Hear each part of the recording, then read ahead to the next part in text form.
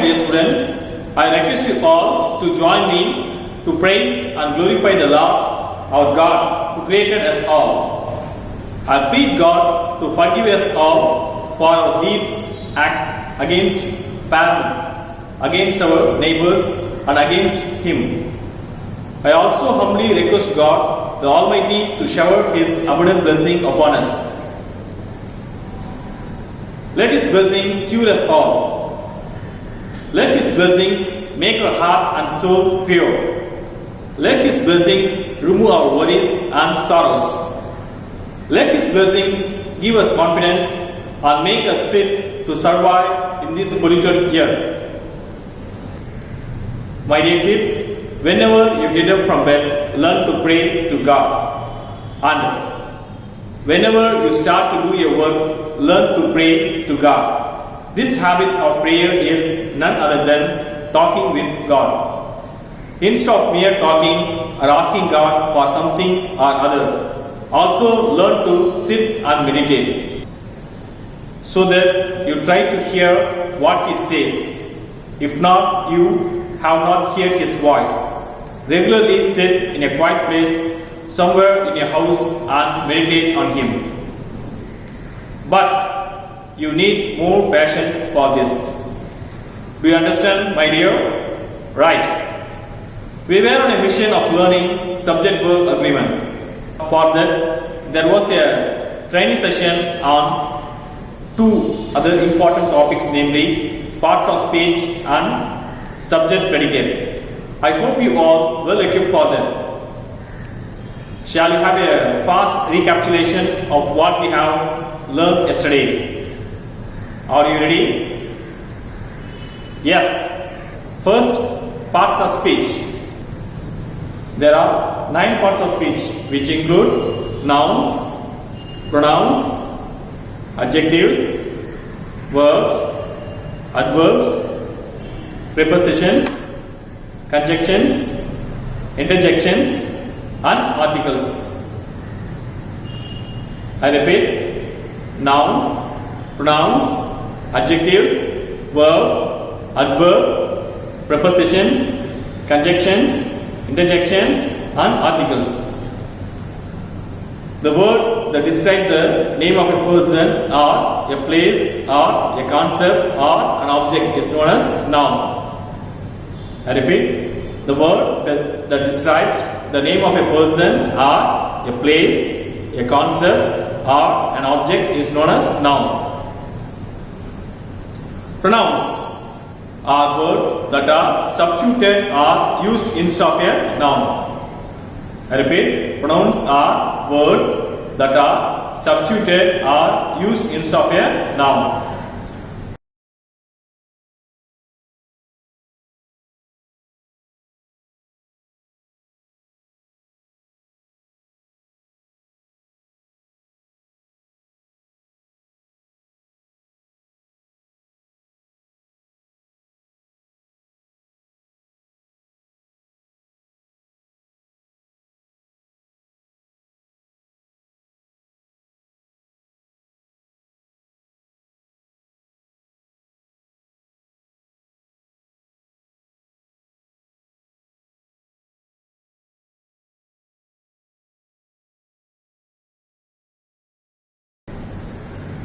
Adjectives. The word that describes a noun is known as adjective. I repeat: the word that describes a noun is known as adjective. Verbs. Verbs describe specific actions or feelings or states of being of a noun. I repeat: verbs describe specific actions or feelings or states of being of a noun. Adverbs. Adverbs describe an adjective or a verb or another adverb. I repeat: adverbs describe an adjective or a verb or another adverb. Prepositions. Prepositions are words that tell you the relationship between the other word in a sentence. Prepositions are words that is used to denote the position of a noun. Conjunctions. Conjunctions are words that help to build complex sentences to express multiple ideas. I repeat, conjunctions are words that help to build complex sentences to express multiple ideas. To express strong feelings or emotions like oh, hooray, alas, oops, ouch, etc. Interjections are used in a sentence. And finally, article or determinants are words that define a noun as a specific or non-specific. Articles include a, an, and the. Apart from these parts of speech, last class we also learned about subject and predicate. Subject is a part of the sentence that describes about who or what the sentence is about. In other words, subject describes the doer of action in a sentence. The part of the sentence that tells us more about the subject is called the predicate. Okay guys, with this recapitulation, let us move on to the main core of our actual topic, that is subject-verb agreement. The agreement or rule that has to be followed while writing verb in a sentence with respect to the subject is known as subject-verb agreement. There are about 15 to 18 rules to maintain a verb in a sentence which must be written based on the subject that is used in that sentence. At this moment, you must be ready enough to connect with what have been taught in our previous class. That is, why I taught all those topics yesterday. If you are thorough with those aspects, it will be quite easy to continue learning today. Anyhow, let us discuss the rules one by one. Listen carefully. This helps you to speak fluently as well as write efficiently without any grammatical mistakes in your life. Based on this topic, you will also be getting questions in any sort of entrance exam in future. Beware. Rule 1. Singular subject takes a singular verb. Example, a cat purrs. My brother is in Washington DC. In the first sentence, the subject, that is, noun in the first sentence is a cat, which is a singular form. In the second sentence also, the subject, my brother, is in singular form. And so, the verb used is also singular in both these cases. Similarly, plural subject takes a plural verb. Example, cats purr. My sisters are going to London tomorrow. In the first sentence, the subject in the first sentence is cats, which is a plural form. In the second sentence, the subject, my sisters, is in plural form. And so, the verb used is also plural in both these cases. Do you understand? Rule 2.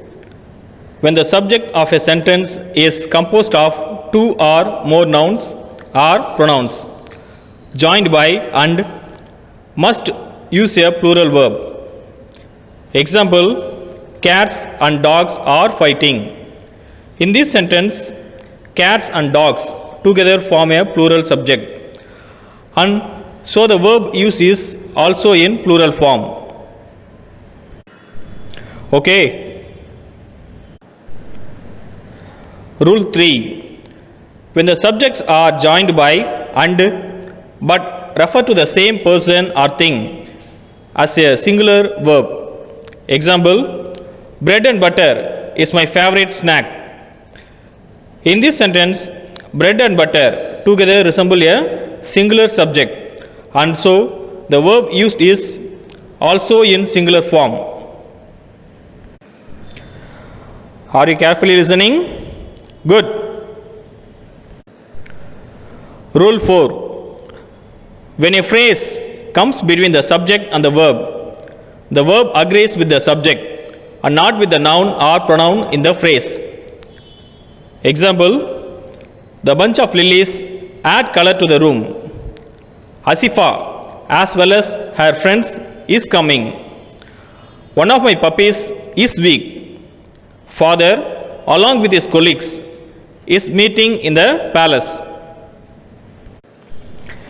In all these sentences, based on the phrase that form the subject, the verb used is in singular form.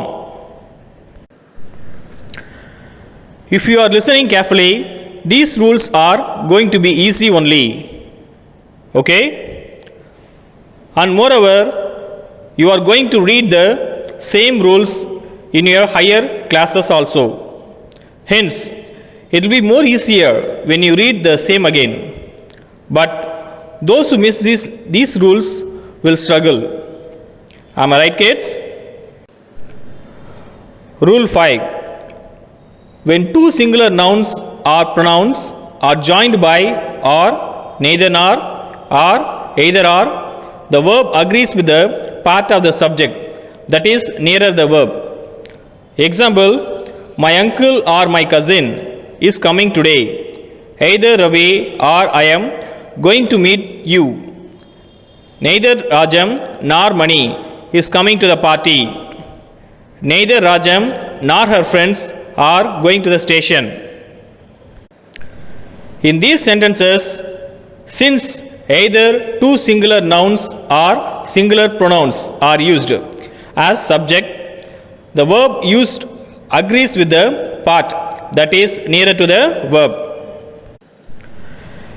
In this first sentence, the verb is singular based on the part of the subject, my cousin, which is singular and which is nearer to the verb.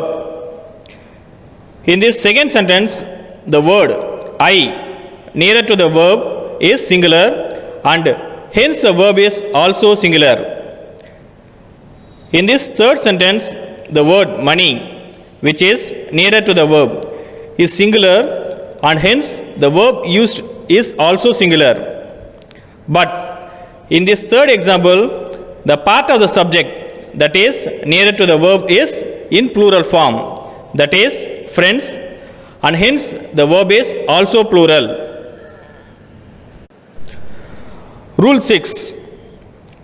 With phrases that indicates portion like a lot of, a majority of, some of, all of, etc., must look at the noun after of.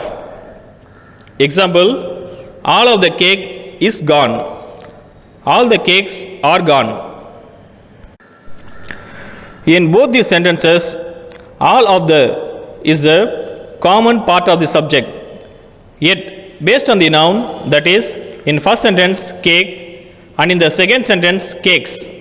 Again, I repeat, based on the noun used in these sort of the sentences, where the above said phrases such as a lot of, a majority of, some of, all of, etc.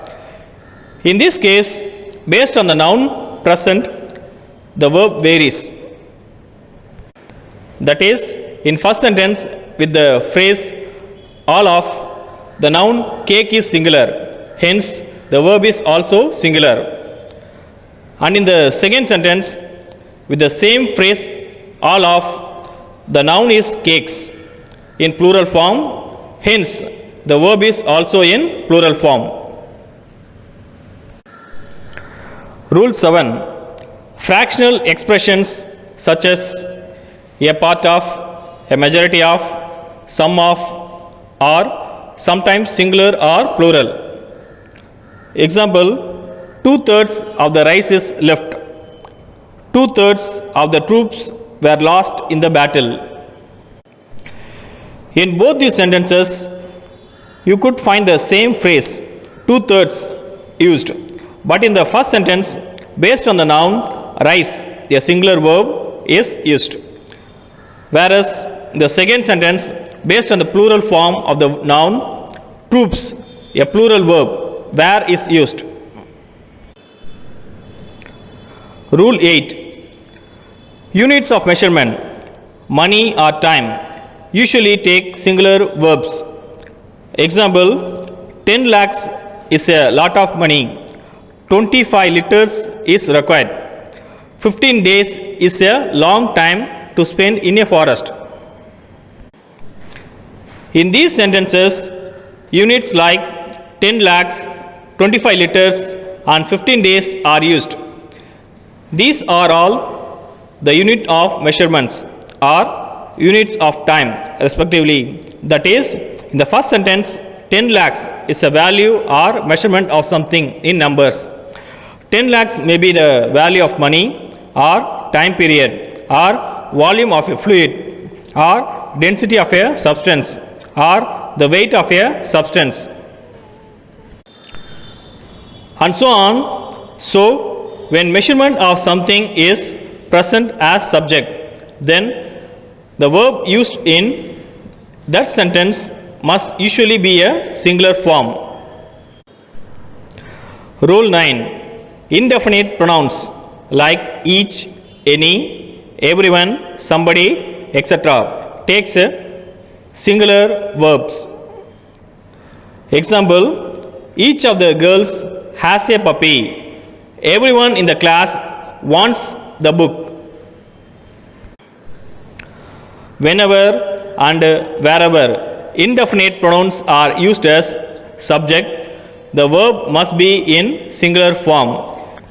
If definite pronouns refers to something specific like I, you, he, she, it, we, they, etc. An indefinite pronoun refer to people or things without saying exactly who or what they are. These indefinite pronouns end in body or one for people. Example, anybody or everybody, anyone or everyone, anything or everything. Do you understand the difference, guys? So, in the given examples, indefinite pronouns each in first sentence and everyone in the second example are found. Hence, in both these sentences, singular verbs must be used. Rule 10. Some pronouns such as few, many, several, both, all, some, etc. take plural verbs. Example, many were stranded in rain. In this example, the pronoun found in the subject is many, which is a plural form. Hence, whenever you have a plural form of a pronoun as subject in a sentence, then the verb should be in plural. Stranded means left without the means to move from somewhere. Here in the sentence, stranded means caught in the rain, unable to move anywhere. Rule 11. Collective nouns usually take a singular verbs. There are 6 types of nouns. They are common noun, proper noun, concrete noun, abstract noun, collective noun, count and mass nouns. A noun that refers to people or things in general is known as common noun. Example, boy, country, bridge, city, birth, day, happiness, etc. In these above given examples, the noun is not specifically described. Proper noun.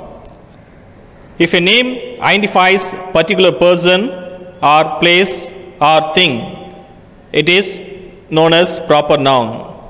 Example, Stephen, Monday, India, English, etc. In these examples, All the specific names of person or day or place is given that denotes only that particular person or place or concept. Are you listening carefully? Only if you listen carefully, you will be able to understand different types of nouns. Concrete noun.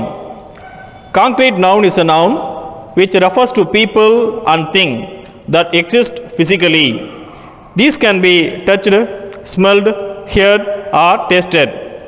Example: dog, building, coffee, juice, beach, tune, etc.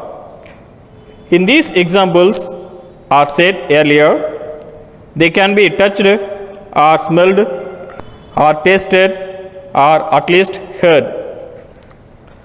This is just to differentiate the next form of noun which has no physical state. Abstract noun. Abstract noun refers to ideas, qualities and conditions that cannot be seen or touched, and provided they have no physical reality. Example: truth, danger, happiness, time, friendship, humor, etc. These abstract nouns that are said can only be felt as they don't have a physical structure. And finally, collective noun, which refers to group of people or things. Example: audience, family, government, team, etc. In American English, most collective nouns are treated as singular with a singular verb. But in British English, it would also be correct to treat the collective noun as a plural with a plural verb. If Americans will say the whole family was at the table, British people may say either the whole family was at the table or the whole family were at the table. Do you understand? Good. Now coming back to subject verb agreement. As per this rule, rule 11 is collective nouns usually take a singular verbs. Example: the herd is grazing in the meadow. In this example, herd is a collective noun that indicates a large group of animals, either wild or domestic animals, especially hoofed mammals that live together or kept together. Example: a herd of cattle, a herd of elephants, a herd of sheep, etc. Hoof is the horny part of the foot of certain mammals. Since herd is a collective noun, the verb that follows in this example is in singular form. Hey, wait. Did you notice one thing? I have not completed with the types of nouns yet. Yes, the final type is count and mass nouns. Count and mass nouns. Nouns can be either countable or uncountable. Examples of countable nouns are table, cup, coin, bottle, animal, etc. Uncountable nouns are otherwise called as mass counts. Examples include milk, advice, beauty, chaos, education, guilt, information, etc. Rule 12. Subjects that are plural in form but singular in meaning. Use singular verbs. Example: mathematics is my favorite subject. In this example, even though mathematics is a plural form, but it indicates one subject. Hence, we use a singular form of verb here, that is. This implies to all other subjects that give a singular meaning. Next, rule 13. Things that are considered plural like scissors, glasses, pants, etc. take a plural verbs. Example, the jeans are in the cupboard. The trousers are torn. There are certain equipments or articles that always exist in pairs like scissors, glasses, pans, etc. Since they exist in pairs, that is, in plural form, the verb in this sentence should also be in plural forms only. In these above set examples, jeans, trousers exist in pairs. I hope you understand. One on the left side and the other on the right side. Hence, they consist of a plural form of verb. Rule 14. But if these words like scissors, glasses, pants, etc. are preceded by the phrase pair of, the word pair of becomes the subject. Example, a pair of scissors is in the drawer. Two pairs of scissors are in the drawer. In these examples provided, even though scissors exist in pairs, considering the phrase pair of, pairs of.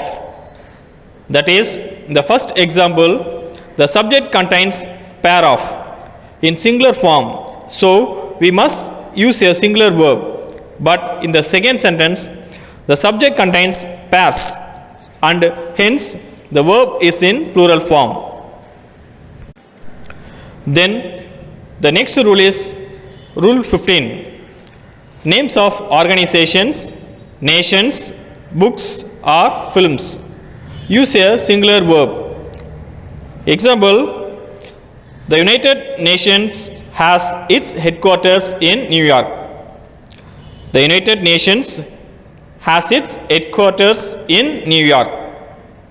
If the subject has names of organizations or names of nations or names of books or names of films, it is considered as a singular form and so must use a singular verb. Hence, in the aforementioned example, the subject has a name of an intergovernmental organization. Hence, it is considered as singular and only singular verb must be used here. 3 more to go. Rule 16. In sentences beginning with here or there, the true subject follows the verb. Example, here is the key. Here are the keys. In this example sentences, we can find that the subject follows the verb. The words here used in both of these sentences are not subject actually. Instead, the keys are the subject of those sentences. In the first sentence, the subject with the noun key is in singular form. So the verb used in the first sentence is a singular form of verb. And in the second sentence, the subject with the noun keys is a plural form. So in that second sentence, the plural form of verb is used. Rule 17. Some words ends in s and appear to be plural but are singular and take singular verb. Example, the news is bad. All words that end in s does not mean that they are in plural forms.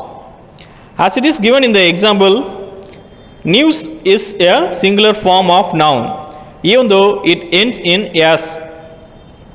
Hence, in these kind of sentences containing this kind of noun forms ending in s, the verb that follows must be in singular form only.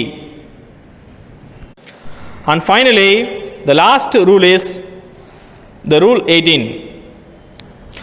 Some words ending in s refer to single thing but are considered plural and take a plural verb. Example, his assets have been frozen. In this example, the noun ending in s is actually in plural form. This is damn sure. And so, the verb must also be in plural form. Can you understand the difference between Rule 17 and Rule 18? In Rule 17, the noun in the subject is singular actually, and so the verb is also singular. But in the example given in Rules 18, the noun in the subject is in plural form, and so the verb is also plural. My dear guys, kindly go through this full chapter once again. Today's assignment: complete the following exercise displayed in the screen. Write neatly without any mistakes in your notebook.